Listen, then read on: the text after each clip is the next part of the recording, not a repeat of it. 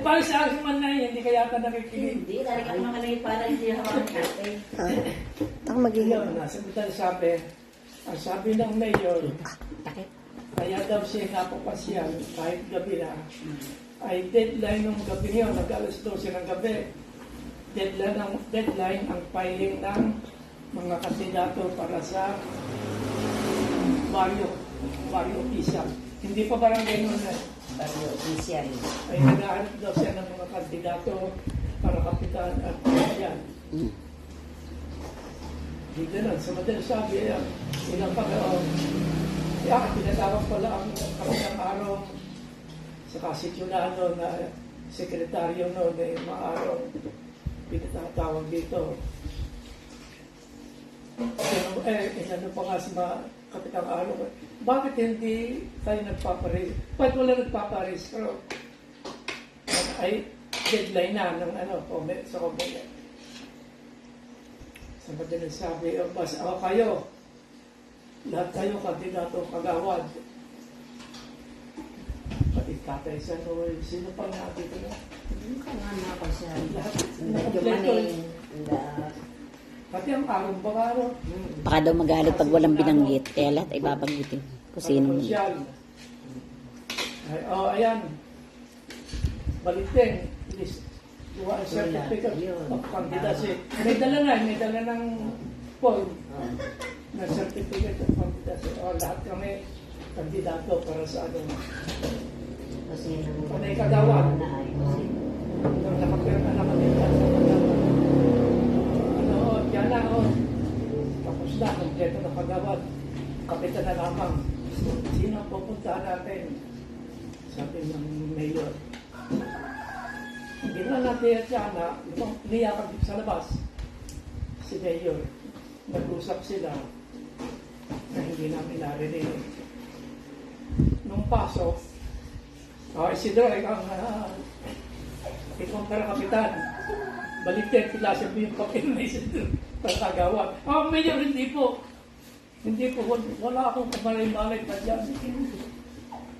Sa madal sabi, matagal ang pilitan. Hindi po, sa kagawad na lamang po. Aba, baka inabutan ng alas 11. Mapilit ang medyo. Pati naman siya dulo siya na yun. Sumangayon. Sige, sunod. Pirmahan para kapitan. Yun. Ilang taong kayo nun? Kinabukasan, ay ubong sa nalon. Bakit daw ganon? Bakit daw akong pinili? Ay, katwira ng mayor ay wala nagpasay tayo. Hanggang sa yung mga nagre-reklamo yun, nagpatawag ng meeting na si mayor. Parang hindi makakalitan dahil pa. Nakarating kami ng sadyas, tinula sadyas. Dahil deadline na nga ay nung nakaraan sa dyan siya nag-desisyon. Opos po ng eleksyon ng kanluran na papatid. At inayos po mga papel. Isidro, ikaw kandidatong kapitan. Tapos meron na akong 4 na kalaban. Yung mga nag-reklamo. Pare ninyo, si Tio Susen, namatay na Arteng Gisian, namatay na paring Luneng Indiana. Yung mga nag-reklamo. Sa madaling sabi, nag-eleksyon na pa. Hindi ko lamang nag-eleksyon ng pagbago. Nakapag-eleksyon na sa ibang layan na yun. Naiiwan nga sa Francisco. Ay, ako ang nanalo. Ilan ang lamang ninyo doon sa pangalawa? Ang lamang ko sa Indiana na 27. Binan ko daw. Lumeng. Tapos ayun Lirio daw, Lirio. Ako lelat na dadalawang bumoto kasi pare Artemisia. Pwede mag-asawa lang.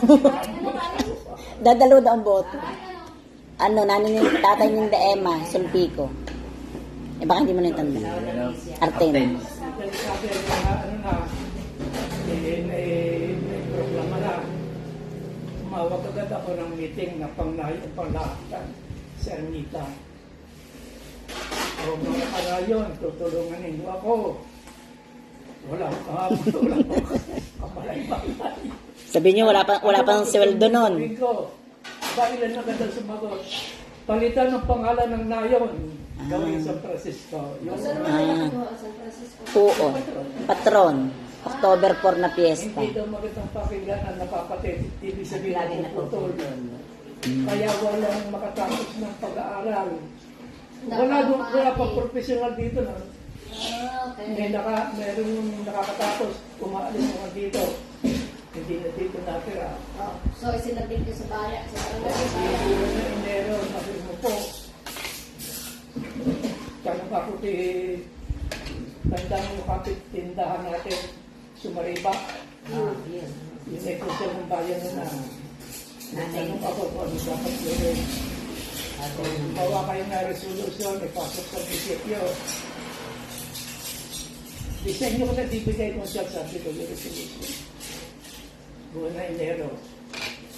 Ilang beses ako dumalo sa session ng sa munisipyo. Sa gabi pa session mo. O, hindi na ipasa nila ng ipasa na kung konseho ng buwan ng Pebrero pasado. Hindi sinabi sa akin na Sumariba. O, kapitan, pasado na iyo resolution. Hindi na, ipadadala na ng munisipyo sa Santa Cruz para pa-apurbahan. Ilang beses nang pinawag sa Santa Cruz noong Marso 29 ng 1968. Bali, wala pa ang 3 buwan na apurbado ng Kapitolyo. Kapitolyo. Dumating sa akin na sulat. Ang hindi pong kahilingan na pinagtitigan ng Sangguniang Panlalawigan. Simula ngayon, Marso 29, 1968, ang kalor na napapatid ay pakikilala sa tawag na Barangay San kanila po ang magpapadala sa lahat ng government agency. Kasabi na ito. Yun! Palakpakan! Pagkalakpak naman.